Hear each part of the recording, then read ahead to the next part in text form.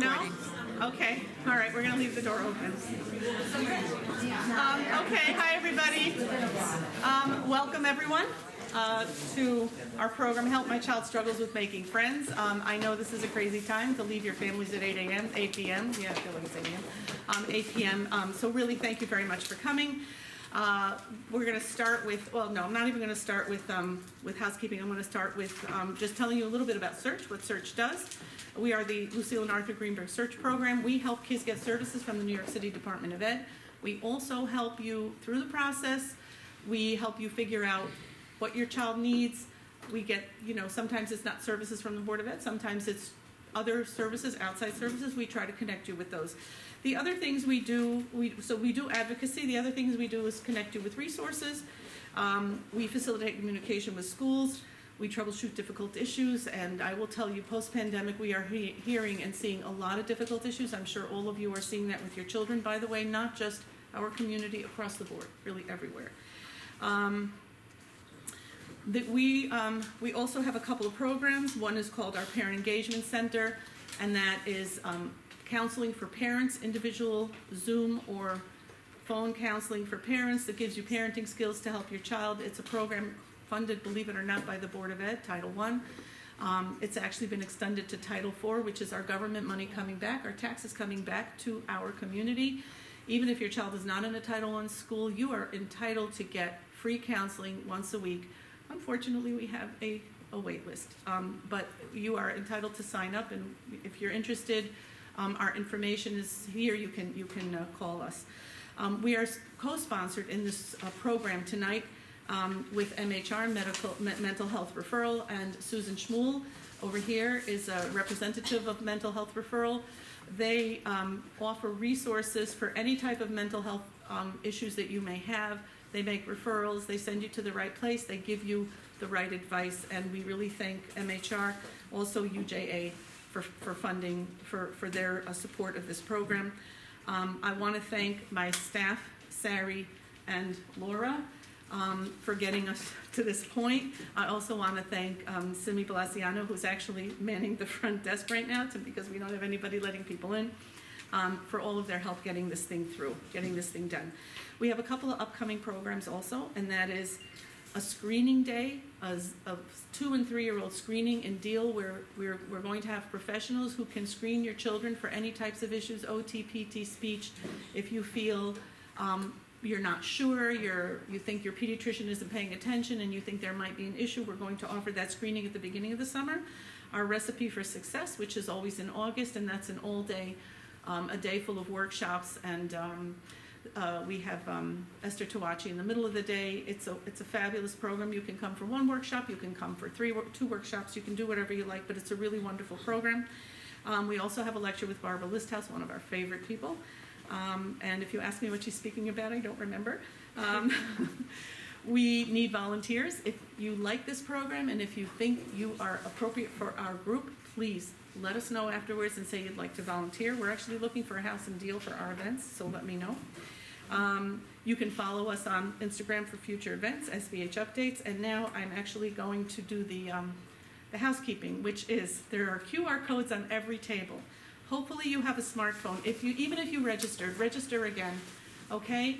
We're still working out the technology, but we want to, in about a week, because this program is UJA funded, we do need to get input from you and feedback, and we're going to send you a request to fill out a short survey, which we hope you'll do.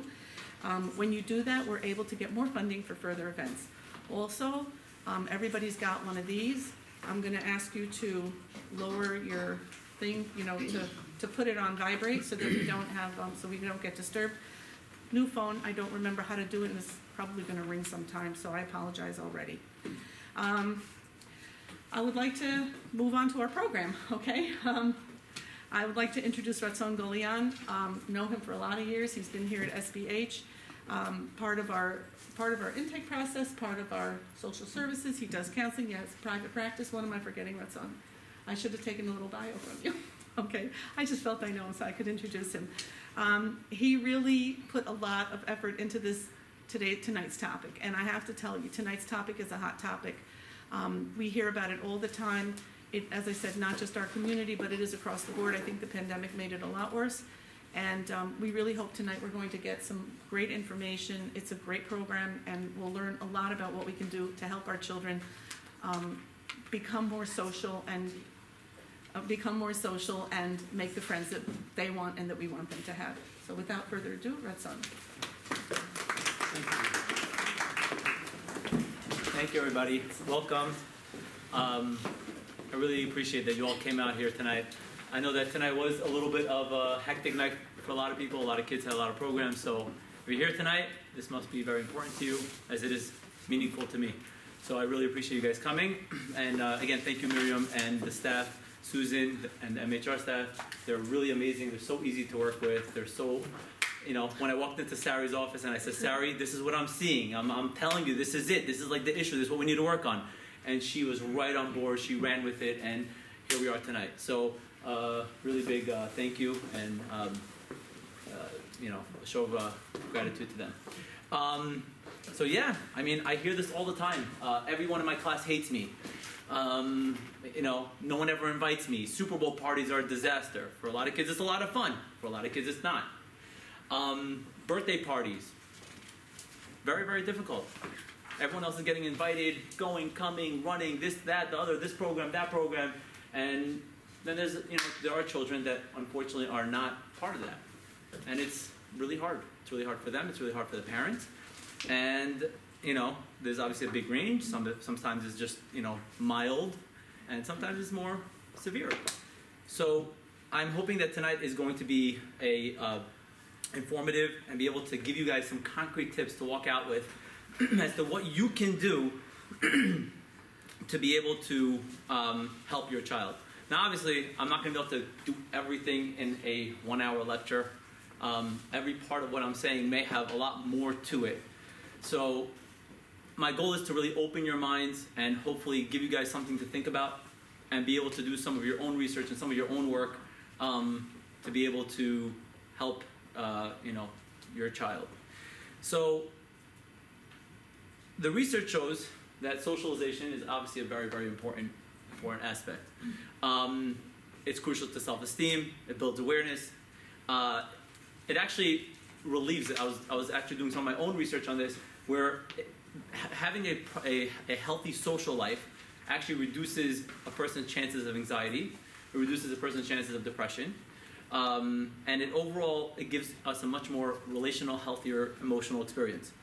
To the extent that they say that if someone has a good, healthy social life, they're 4 times more likely to graduate college. So that just shows you, you know, the extent of how important our kids' social lives are, and, you know, them learning the proper skills to be able to get, you know, get through not just through childhood, but as adults. Research shows that 20 to 30% of kids exhibit some signs of shyness. 10% of them would be actually diagnosable with a diagnosis called social anxiety, and 1% of them are even socially phobic, which means that they, you know, panic attacks. They have a phobia, just like, you know, any other phobia, claustrophobia, whatever, all of the phobias that you all know. But when they're in a social situation, they could actually have a phobic moment. And I'm gonna describe exactly where it comes from. But 7 to 10% of boys are aggressive in their social contacts. Girls are at a lower rate of only 4 to 7%. So again, this all contributes to, you know, the social component of our children having a hard time finding and maintaining friends. So what actually contributes to a child having a hard time making friends and keeping friends? So here's what we have. This is what we found. There's 2 main categories of children that have a hard time. In the first category, we have your child who is more of a shy, anxious child. He's overwhelmed easily with social interactions. That means anytime he's going out to try to make friends or to introduce himself or going to large groups, he gets overwhelmed. His senses get overwhelmed, he shuts down, and he has a hard time. Then we have the second type, that is the social skills type, the one that they're a little bit more either aggressive or awkward. So these are two subtypes under the type of child that is more the lacking social skills type. So we have the shy anxious, and then we have the lacking social skills. And sometimes they overlap with each other, but for the most part, these are the two categories, with one of the categories having a subcategory. So the shy kid is going to have a hard time making conversations, meeting new people, jumping in, and what is that coming from? This comes from usually a fear of rejection. They're worried that if they jump in, they're not going to be liked. They're worried about being judged. They're worried that if I go and I approach this kid and I tell him, hey, do you want to play? The kid's going to say no, and I'm going to feel hurt. This is your shy kid. So what happens? They avoid the situations. They don't want to go. They'll give you a lot of resistance. No, Ma, I don't want to go. I don't want to go to this thing. No, it's dumb. It's not for me. It's not for me. That is what they're going to do. Or if they do go, they're going to endure it with a lot of anxiety. They're going to have very intense fear, and the anxiety is actually an exaggerated sense of fear. Meaning, it's not reality that if he goes, he's actually not going to be accepted. He may be very well liked if he goes, and everyone will bring him in and encourage him to play with them, but he doesn't think that. In his mind, the way he views it is, if I go there, I will be rejected. Okay, the other type is going to be a little bit more, well, there could be different things, but there's impulsivity. They don't really understand boundaries. They don't understand personal space. They don't understand social cues. Sometimes they don't have a filter of what to say, what's appropriate, what's not appropriate. And they don't really understand that people don't like it. Both of those categories will have elements of those issues. So I'm kind of going to just go straight into what is your role, because I could sit and talk about the whole background of what the issues are, but I really want you guys to be able to walk away with what you can do and what your role is as a parent. So very often we think of parenting as discipline, which it is. We have to discipline our children, and we have to make sure that they have boundaries and they have, rules and they're following rules. But sometimes what we fail to do as parents is sometimes we forget that we're also teachers. We're coaches, even better than teachers, coaches. I'll give you an example. I don't know for any of you that know football or watch football. A quarterback is in a situation, he's under pressure, he has to get rid of the ball quickly. He takes the ball, he throws it. What happens?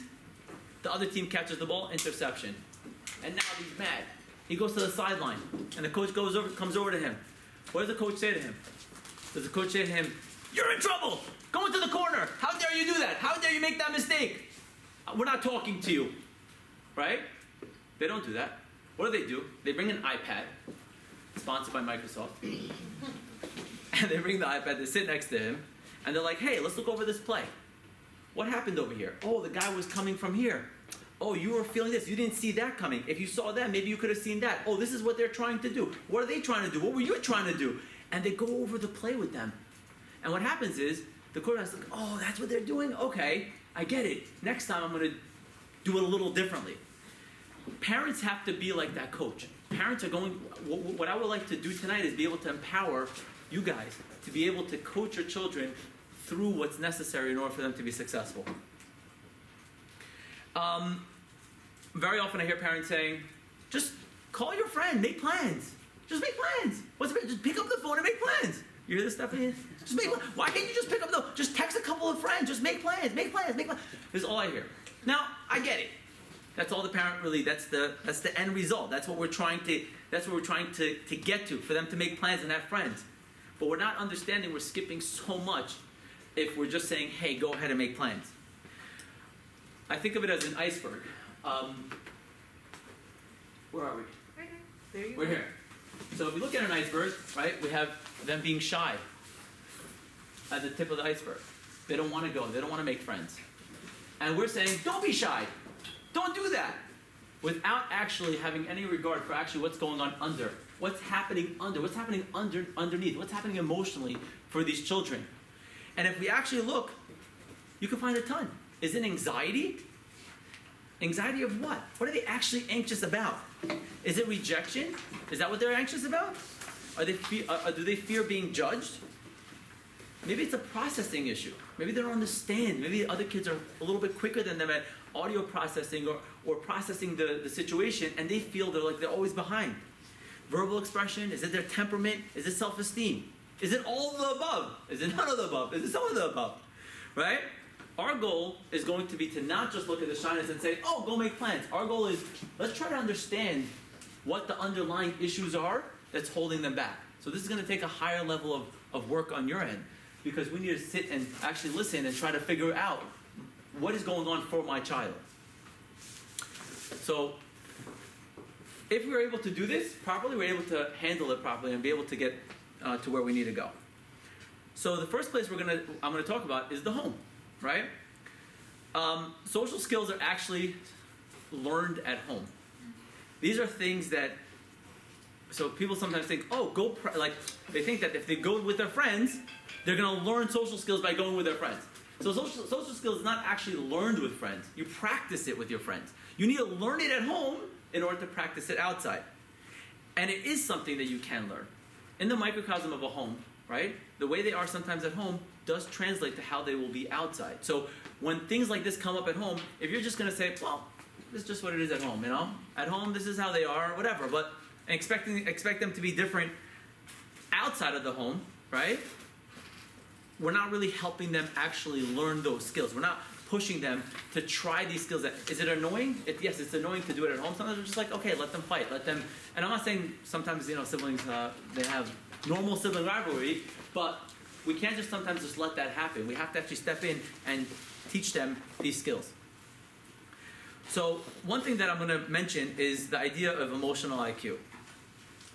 Anyone know what emotional IQ is? Emotional intelligence? No one? So regular IQ, as Miriam will tell you, is school intelligence, right? Right. We grade people, kids or people as a whole. There's Wechsler's intelligence scale, and yeah, go ahead. 5 different areas of your brain and where your strengths and weaknesses lie, and a predictor of how you'll do in school based on that number. Exactly. But that's only how you'll do in school based on a number, and that's one type of intelligence. That's correct. So when we talk about IQ, we say, oh, he's so smart. He's a smart kid. So sometimes we think that smart kids will also be able to be successful in other areas. Not necessarily true. Kid can be really smart.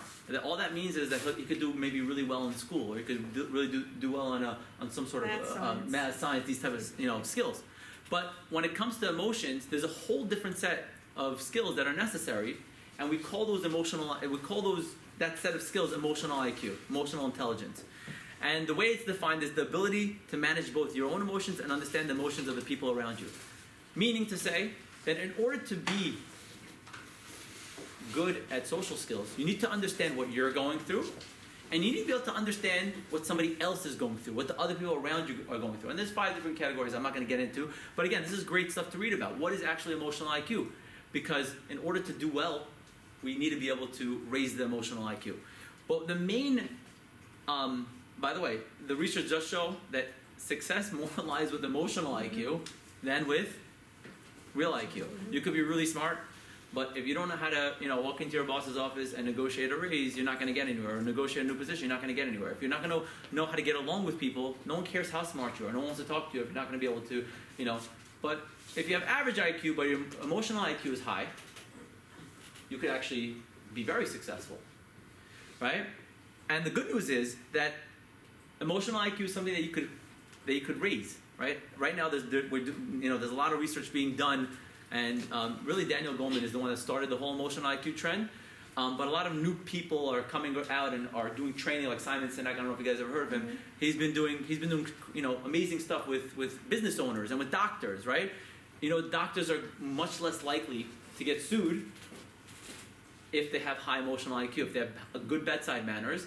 Because it's logical, right? You walk into a doctor's office, if you feel like the guy doesn't care about you, and then he messes up too on top of that, oh, that guy, I'm gonna go get him, right? He doesn't care about anyone. All he cares about is, right? But if the doctor's warm, he cares, he says whatever he does to make you feel comfortable, and then he messes up, you're like, okay, he messed up, whatever. Like, you're less likely. So now they've been doing a lot of that. They've been doing that with business owners also, to try to have employees, and I'll just quote something really quick that Simon Sinek says. He says that if a guy's not performing at work, right? He's not doing well. His numbers are down. He's not making sales, whatever it is. And you walk into the office and you say, hey, you better get your sales up. And if you don't, you're going to be out by next week, right? What's going to happen? Okay, he might work harder, but he feels very misunderstood. But if the boss comes in and says, hey, Johnny, your numbers have been down. Is everything okay? What's going on at home? Is everyone okay at home? Right? So now he just connected. There was a moment of vulnerability over there, which we'll talk about. And that is going to fuel that person to actually work harder. Because if I feel connected, that I feel that, someone actually cares about me, right? I'm going to perform better than if someone just threatens me. So emotional IQ is exactly that. It's being able to understand what somebody else may be going through. And obviously, this relies very much on the concept of empathy, right? Empathy is something that, again, something that can be learned, and it's one of the most important fundamental basics of having good social skills is the concept of empathy. Anyone want to attempt to define empathy for us? Empathy. Anyone? Being able to feel what the other person feels. Go ahead. Trying to put yourself in the place of another person and try to identify what they might be feeling. Excellent. Perfect. Now I have a question. You don't have to answer it if you want, or anyone else can answer it. What's the difference between empathy and sympathy? Sympathy, It feels very right, bad. sympathy, you feel bad, it's not so constructive because you could be belittling them or putting them in a below or above, but empathy, it's more understanding than sympathy. Exactly. When you're very good. When you're sympathetic, you feel sorry for the person. You feel sorry. I'm here. You're there. Oh, Hazi. Oh, look at that guy. Poor guy. Oh, you gotta give him $1. That's called sympathy. You may feel bad, but you don't connect. Empathy is not I feel sorry for you. I feel sorry with you. I am with you. I am in your pain. I understand something within me that I can connect to, right? And therefore, I feel bad with you.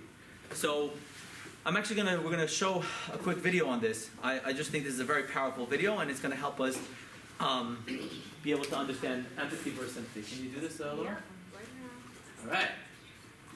Wait, why is it Take it not? lower. Wait, but why is it? I did. Wait, sit down. We don't see it. Over here. So what is empathy, and why is it very different from sympathy? Empathy fuels connection. Sympathy drives disconnection. Hold on. Let's pause for The a deep second. hole. We tried it. This was working before. Hold It on. was. We tested this.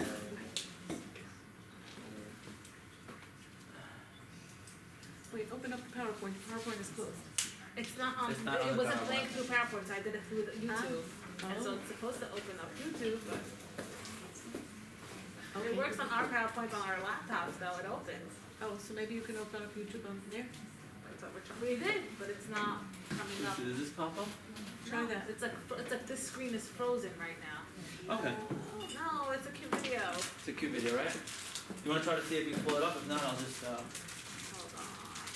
But look, the screen now, I can't even pull up PowerPoint. Get I it? don't know why it's not. Click on the bottom. Do you see the bottom? Okay. Are you clicking on the Sorry, bottom? guys. and you're Technical not? difficulties. Oh, not that. It's not this. It's this. Oh, this is why you didn't connect. Did this get pulled out? Oh, Is it's it not the pulled blue? up. Is it this? I don't know. Pulled up? I didn't touch anything.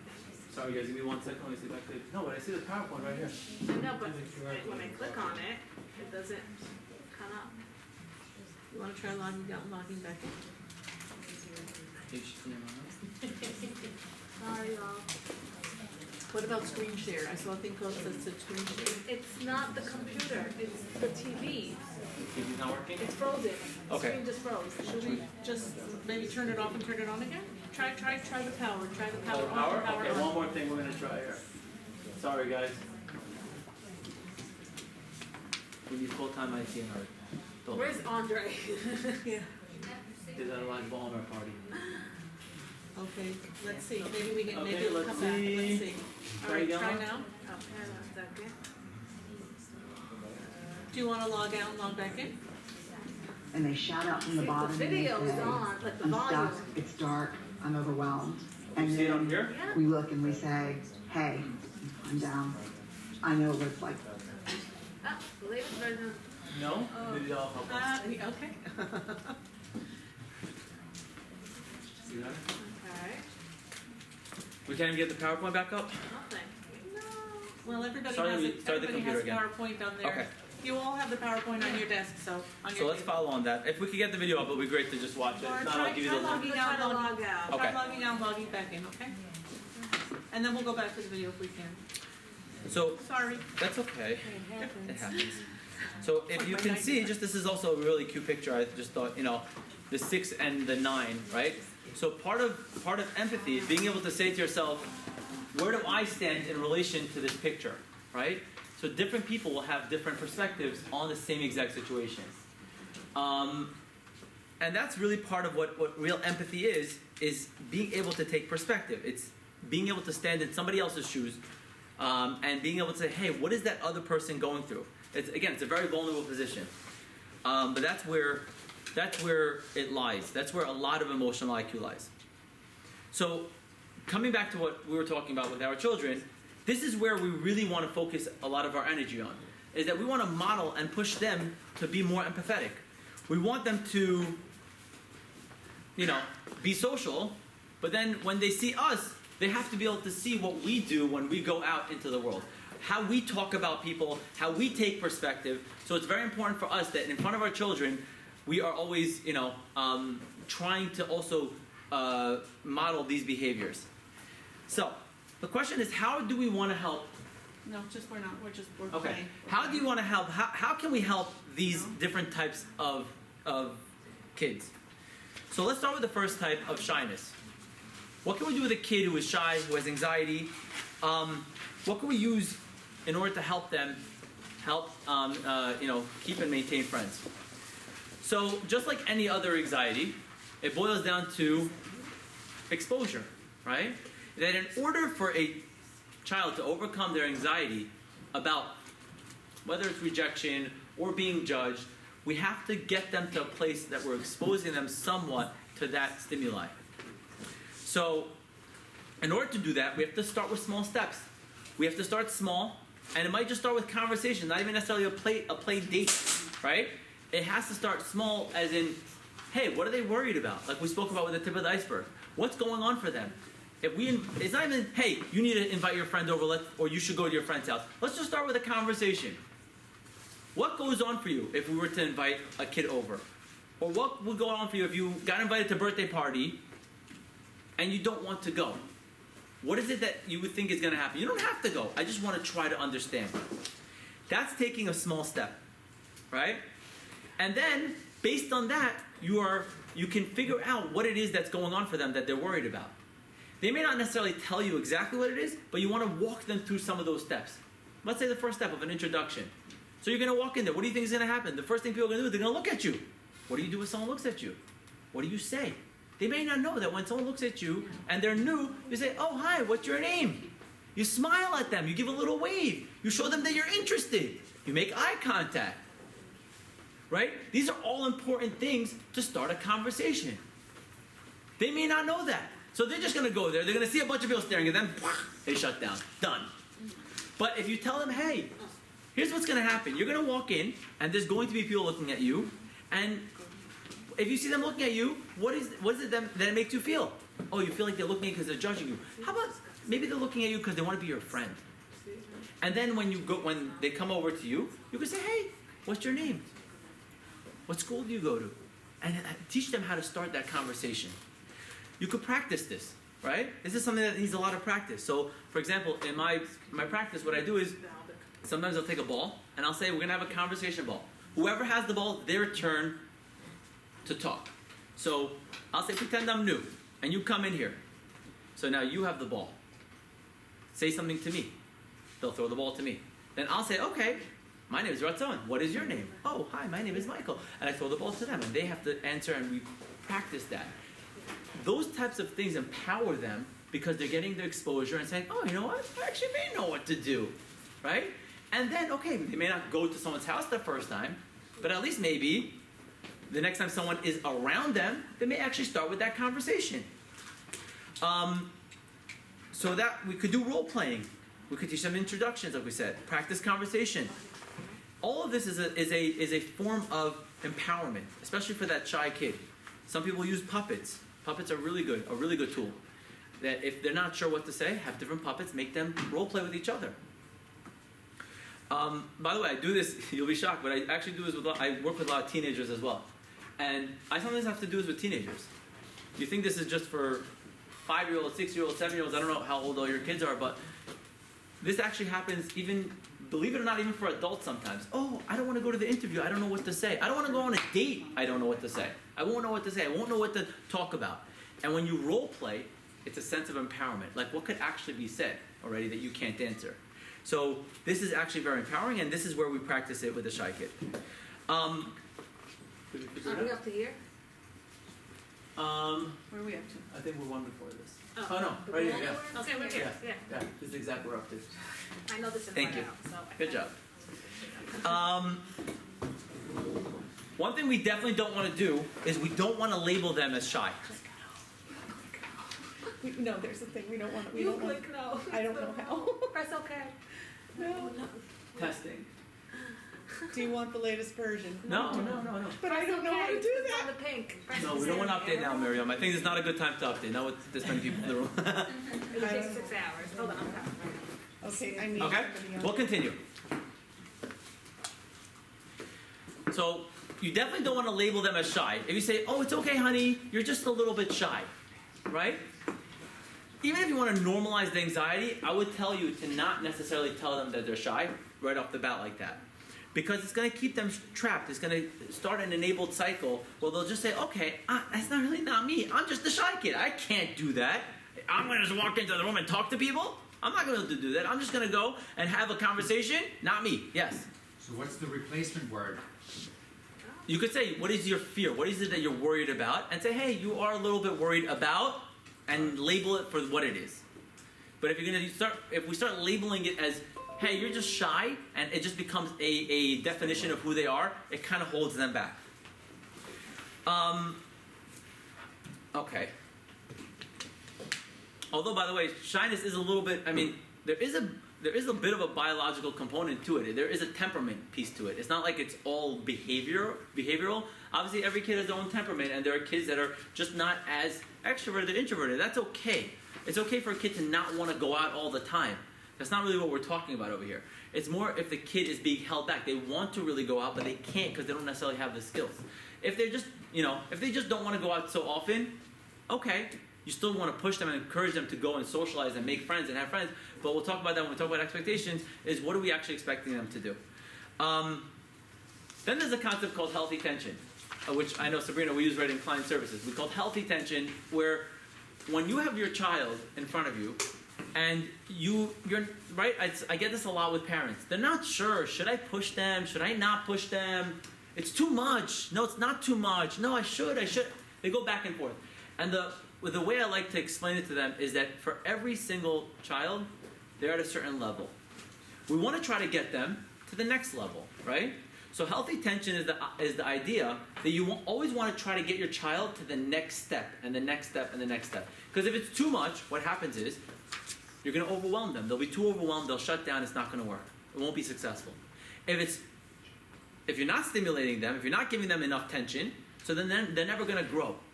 So we always have to think about this child. What is the next step for them? What is our next goal? And pushing them and encouraging them to take that next step, the small next step. And that little step is empowering. It's success. It feels good. They may go to their first play date. Then they may go to their first party. And then they may go join a league. They may do things that they never thought they'd be able to do when they feel more empowered. Yes? Nowadays, it's very, very popular for them to go on FaceTime. So my daughter feels pressured, Ma, I should call my friend and do FaceTime. I want to, but I'm scared, I don't know what to say. And if they look at me and I'm stumped, I don't have words, and blah, blah, should I do it? And I don't know if I should encourage her, not encourage her. What do you tell her? Is this with her close friends? She People she doesn't know feels where comfortable fits with, in. or She doesn't know where she fits in. Who are her close friends? How old is she? All the time. She's 13. okay. So here's the thing, especially at that age, it becomes a little bit murky as to who your real friends are, who your real friends aren't, and she may need you to help process with her who her real friends are and who she actually wants to FaceTime versus who she doesn't want to FaceTime. That she does want to So- FaceTime this particular person, but she's still scared. And like, it's like, I get it, like, when we talk on the phone, like, we're not used to talking to someone face to face. I feel awkward about that also if I'm not used to it. Now, like, in my generation, you know what I'm saying? Yeah, so I mean, It's our weird. goal is to help our kids be very adaptable and be able to do things like that. Be able to talk face to face. Be able to not necessarily feel nervous to FaceTime a close friend of theirs. Do you push them to do it? So or again, say- healthy tension. So that's what I'm trying to say. If that's where they're up to and she's a little bit conflicted with that, yeah, you want to say, hey, listen, what are you worried about with FaceTiming your friend? What is it? You're afraid that they're going to judge you? Do you really think that that's going to happen? Are you comfortable with her in other areas besides FaceTime? Do you hang out with her? Did she ever judge you before? So how realistic is it that she's actually going to judge you? Right? So when you're processing it with her, you're making her think, oh, maybe this is not really real. It's a fear, but it's not really real. You can say, hey, it makes sense. You may feel judged, but it's not necessarily the reality. Just because they feel that way doesn't necessarily mean that that is the case. That's what you want to try to... Would it be helpful to give her things that she might want to say, kind of? yeah, give her a again, with the little role playing, yeah, you could obviously, yeah, you could say what... Maybe you need to, she's afraid of what she's gonna say, well, you could talk about A, you could talk about B, maybe she doesn't have ideas or she's frozen. So yeah, so that's where she's up to, and that's where the tension is for her, the healthy tension, that's the next step for her. And again, kids are going to always present like this, right? They're going to be a little bit worried about that next step. But again, if they have successes, what's going to happen is you're going to say, you remember you were so worried about that other time that you thought that you're not going to have a good time when that kid came over to your house, you thought it's not going to work out great, and it ended up working out great? Well, listen, you're worried again about this next step. It's probably going to work out well. Let's try it. And you want to push them to go out of their comfort zone and to take the steps that they're nervous to take. I mean, it's interesting because sometimes there are kids that are very okay, socializing with adults. They come, they talk to you, right? And if you have any kids that are really good with socializing with adults, Yes. right? But when it comes to kids their own age, yeah? When it comes to the kids their own age, they're very nervous about it. Like they almost like they're worried to go into that interaction. What is that all about? Why are they okay socializing with adults so well, but with kids their own age they have a hard time? What is it about that? And the answer is that with adults, it's very predictable, right? So if a kid wants to play a game with an adult, you know that the adult's going to be fair. You know that the adult is not going to necessarily take advantage of it because, I'm an adult, it's a child. Okay, so you want to go first, you go first. If you want to, if you score a shot, they're going to say, hey, great shot. With children, it's not predictable. You could have all sorts of temperaments, and they could turn on you and say, you made a great shot, and they'll be like, that was the worst shot in the world, bro. Like, and they'll be like, what was that? I just made a great shot, and it's very, very volatile in their mind. And then it creates a sense of anxiety for them, right? So it makes sense that they would almost rather and feel more comfortable with the adults than with children their own age. But we want them to build the fortitude to be able to go into those situations that are a little bit more volatile and say, hey, even if a kid says to you that was a terrible shot, what do you think? Do you think it was a good shot? Then it was a good shot. Maybe they're a little bit jealous. Maybe they I don't know, they wish they could have made that shot. So, again, the point is that you want to try to push them, especially that I'm talking more right now about the shy child. You want to try to push them to take those steps. Okay. Let's talk a little bit about the child that lacks a little bit of the social skills. That they come across a little bit more awkward or aggressive, right? So these type of children are going to need a lot of coaching in a few areas. And I'm going to give you guys a list of things that you can, I guess, teach and work on. These are all things that we kind of all sort of know. But with these sort of kids, this is going to be the work. The work is going to be when they do this at home, these are the things that we are going to work on with them. Now, you don't need to do all of them in one shot. It's a long list. I don't think they can handle all this in one shot. But I would say pick one or two things that they struggle with at a time and start working on it with them. And tell them what that is. Talk to them about the concept of empathy. Talk to them about listening skills, about turn taking, negotiation, compromise, right? And when you do a lot of these types of things, these are the foundations of a good, healthy social interaction. But sometimes kids don't know this stuff. Not sometimes, almost very rarely do they actually know what it is and know these words. So I encourage you guys to pick up these words and start using them, and don't necessarily let them get away with just not understanding it. They need to understand it. They need to be taught these things at home with their siblings, or even not with their siblings. Just these are the things that they talk about. Even if they talk about their, a story with their friends in school, you want to be able to say, okay, what was that happened? Oh, the kid apologized to you, or you needed to apologize to your friend, or we talked about positive attitude, right? These are all things that I collected in terms of things that are necessary for a good social interaction to happen.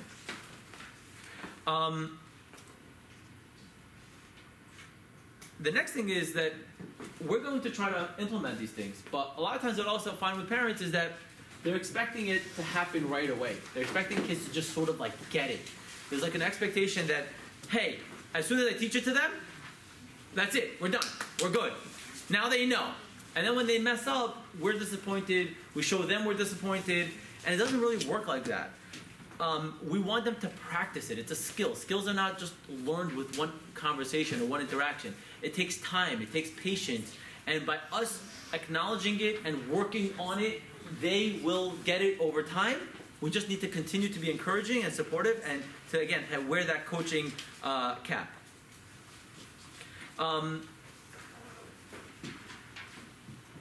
Okay. When you come to that high expectations, Yes. also sometimes parents are targeting certain groups that they think their kids belong to. So talk a little bit about that.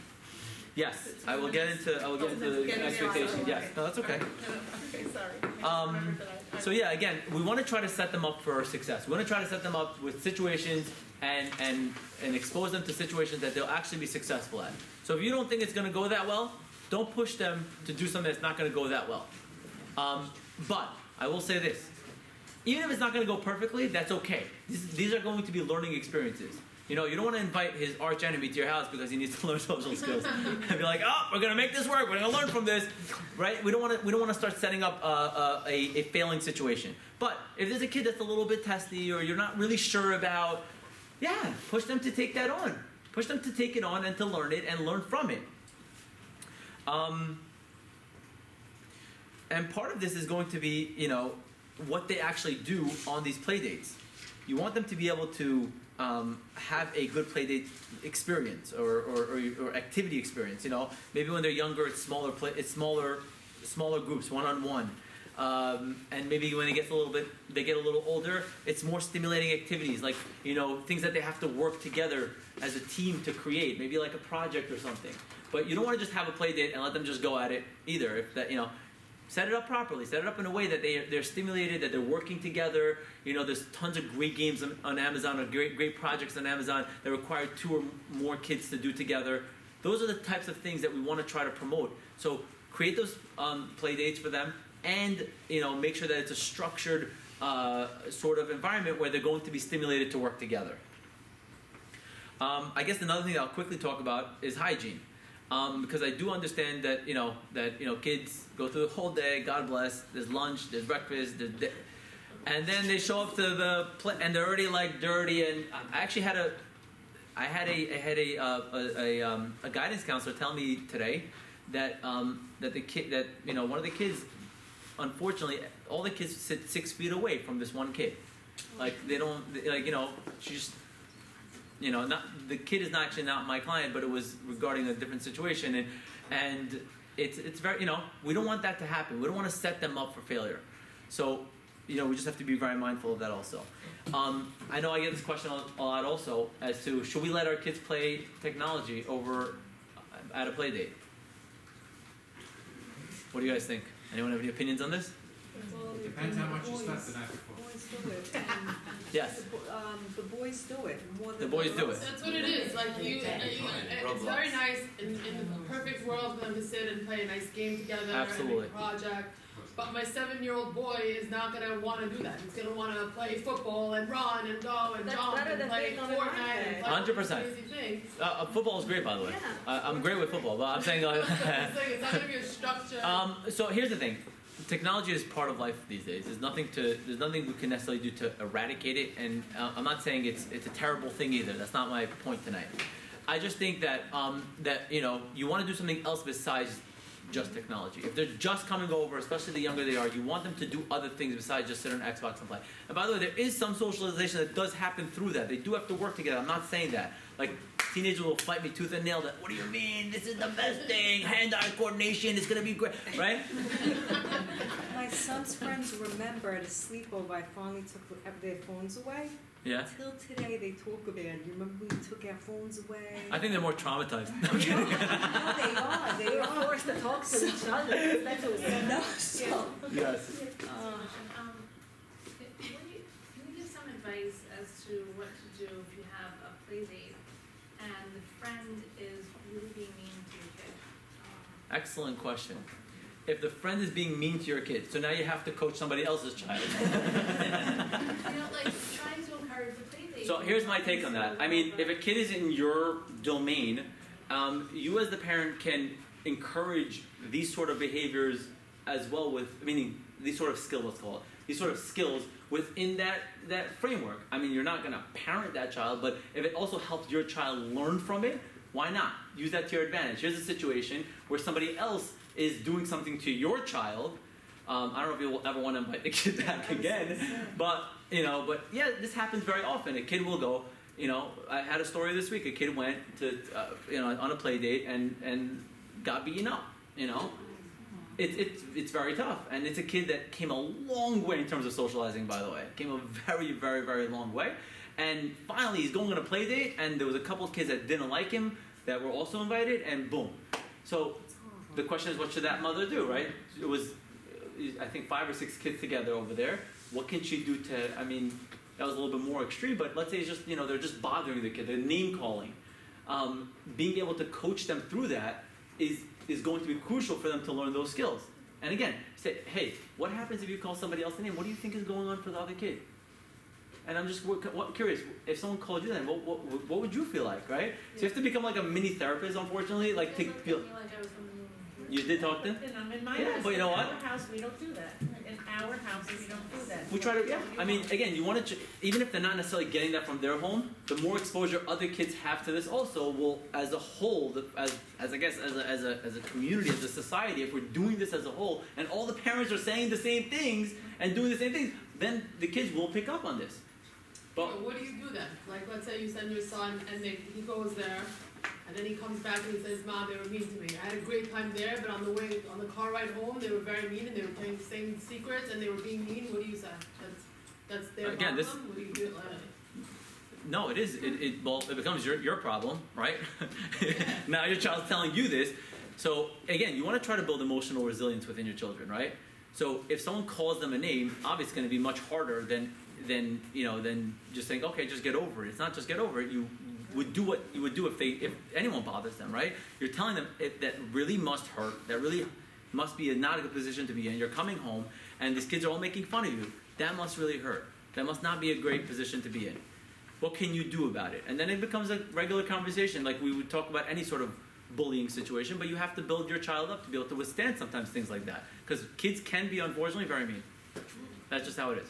So if we want our kids to be able to be emotionally resilient, we need to be able to teach them that that's what it takes. That they're all going to be mean kids. It doesn't necessarily mean there's anything wrong with you. Ignoring them, how long is the ride, what can you do, how can you avoid, who should you avoid, these are things that we want to teach them. So yeah, I would also say after each play date, especially in the beginning, you want to process. You want to have a little mini process session where you're processing the play date. What went right? What went wrong? What could we do better next time? Right? And if you're having these conversations, they keep feeling more and more empowered. If they did something right, and if you notice something on the play date that they were very empathetic, or they do it. They do pick it up. They will do something right at some point if you're teaching it. You want to really hone in on it and positively reinforce that and say, hey, that was really awesome. when that kid did this and you answered like that, that was really good. Or if they didn't respond in an appropriate way, say, what was going on for you? Why did you respond the way you responded? What do you think you could have done differently? What do you think you could have done better? Right? And then they learn from these experiences. Okay, so let's talk now about also the expectation of, now I know this is a little bit more complicated and it's very case by case, you have to know your child. But a lot of times parents are fearful for their children that they're hanging out with the not cool kids, right? Everyone wants their kids to be with the cool kids, with the jocks, with the athletes, with the in crowd, and I totally understand that. But again, sometimes that expectation ends up creating more of an issue for your child. I'm not saying they can't work towards that at some point, but especially towards the beginning when they're just trying to build themselves up, to try to push them to be in the in crowd and get invited to it just may end up backfiring on you. So it creates a lot of pressure on the children, and you're much better off. I will tell you this: you are much better off with your kid playing with the not as cool kid and having a successful play date and practicing all the social skills than going to a situation where he doesn't really he's not great at football, and you're throwing him in with all the athletes, and they're not going to throw him the ball, or if he drops the ball, they're going to all yell at him, right? Recipe for a little bit of a disaster. So, we have to sometimes look at our own expectations of of the types of kids that we want our kids to hang out with, and also the expectation for how many friends. Sometimes we're like, oh, you don't have enough friends. You only have 3 friends or 4 friends. You need to have more. You need to you need to be part of this crowd or that crowd. And again, it's better to have 2 or 3 close friends that they get along with, and that's more than enough. And let them practice with them. Again, does that mean that they shouldn't make any more friends? No, but I'm saying if they're already struggling and they have 2 or 3 close friends and they're successful with them, let them start working with that first before you start pushing them to make tons and tons and tons of friends. Another expectation is, again, sort of what we said before, but that kids should just do these skills and just do it, They should just be able to just do these skills. And it's almost like sharing is a big one. Why can't you just share? Just share your toy with the... So, the example I give to parents is imagine, your neighbor down the block decides, they're going to park in your driveway. Right? They're going to park in your driveway. And now you're mad because the car's there. You don't really call the police because it's your neighbor. And then they somewhat have a relationship. And your husband comes home and says, and you say to your husband or wife, and you say, the neighbor's parked in my driveway. I can't stand it. I was going to park and I had to schlep the grocery. And the husband just goes to you and says, why can't you just share the driveway? Just share it. What's wrong with you? Just share your driveway. What's the big deal? Right? It's not that easy. It's not an easy thing to just share. It's his item. It's his thing. He worked for it. He got it for a birthday. And you're saying just share it. My point is that, emotionally it's not as easy as we just may seem to think to just do it. And this is where validation is very important. This is where normalizing is very important. And this is where talking to them and hey, you really didn't want to share. That makes a lot of sense. That was what you got for Hanukkah. I get it. You really didn't want to share. It's very hard for you. But then you have a choice. Do you want to not? You have the right to not share it. But then you may not be able to make a friend if you don't share. But if you do share it, maybe he'll see how important it is to you, and you shared it, and now he'll want to be your friend. So, again, my point is that we have to really step away from just thinking that children can just do it, rather than processing and teaching them and coaching them and encouraging them and supporting them through it. And I'm just going to end off with something that I guess it'll segue into Miriam and the search team's part, which is the real impetus for this program tonight was, I feel like as a whole there's a lack of proper programming within the community for kids that don't necessarily like sports. Now, if you like sports, it's great. There's leagues, there's this, there's that. There's always kids getting together. Beautiful. Life is rosy. If you don't like sports, or you're not good at sports, or sports is not your thing, either you're forced to suddenly like sports, and then I find myself throwing the football to this kid 100 times saying, hey, this is how you catch, which is great. I don't have a problem with that. And we're empowering him and we're making him feel. But really, also, not every kid needs to like sports. They don't. There's so many other things that we could take advantage of as a community, and I kind of would like to advocate you guys as parents to, and maybe this will segue into Miriam's piece, that we need to come up with better, and I don't have the answers tonight for you. I really don't. I wish I could say, you know, I have all the programs set up and who's going to run them and how it's going to be done, and I'm asking you guys to, you know, to advocate for yourselves, advocate for your children. If there's something that your child likes, let's come up with a program for it. Let's connect with other parents and make this happen. Let's connect with the schools. Let's connect with the centers. Let's connect with all the places that will be camps to advocate for other programming that can help our children. There should be chess clubs. There should be karate clubs. There should be game rooms. There should be, you know, I could go on and on with the types of what? A lot of them are available, but they're considered nerdy.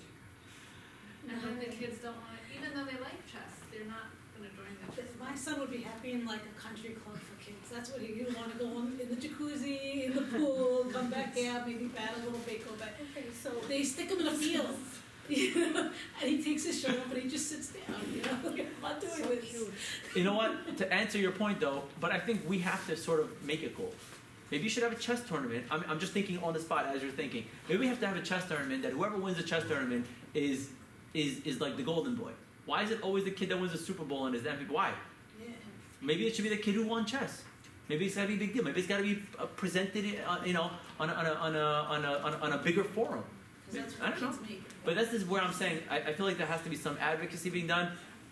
I'm just one person. This is what I'm seeing, and I'm seeing that there's a lack of it, and I would love for there to be more. So I guess I'll turn it over to Miriam, which I think she had some great ideas to try to, you know, make this happen. But yes. Any well, great books you recommend? Like yeah, I could send you guys. stuff? I could send you guys a list of books. I'll have your emails, right? We have the emails. Yes. Yeah, everybody, you signed in, right? If you signed in, we have your emails. Absolutely. 'Cause, okay, as long as you've signed in. Yeah, I have it right here. And we'll send it to, we'll have a list We'll have a list of books and we'll resources send- and we'll send it to everyone who signed in. Good. I don't know. I didn't read that one actually. Speak up and get along. Okay, Sarah, I think we can stop the video good. because we're gonna. Okay. move into Did the you next find section. you guys a video or not? Huh? Oh, Wait, let's see if we can, try yeah, if I okay, can let's see if we can. One more get time the to see if the empathy Okay, video, because I thought it was empathy really cute. video, If it okay, and then works, we're gonna great. tell you what the next part of the program is. could do it. All right.